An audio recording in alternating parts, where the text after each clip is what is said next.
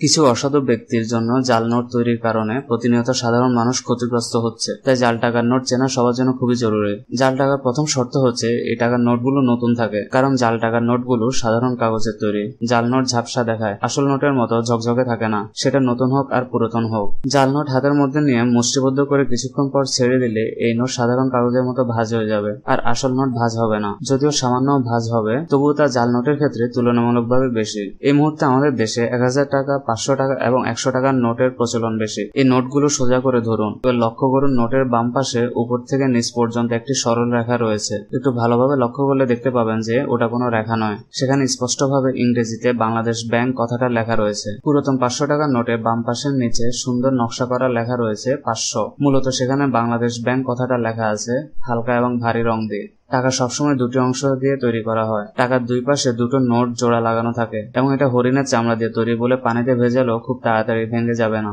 আর জাল নোট পানিতে ভেজানোর সাথে সাথে তা ভেঙে যাবে। আসল নোট সবসময় খসখসে থাকে। এসব উপায়ে যদি আসল এবং জাল নোট শনাক্ত করতে কেউ ব্যর্থ হয়, তবে তার জন্য সর্বশেষ উপায় হচ্ছে আল্ট্রাভায়োলেট লাইট। এই লাইটের মাধ্যমে শনাক্ত করা খুবই সহজ। এখন বাজারে এই ধরনের লাইট পাওয়া যাচ্ছে। আসল নোটে এই লাইটের আলো ধরলে নোটের উপর রেডিয়ামের প্রলেপ জ্বলজ্বল করে উঠবে।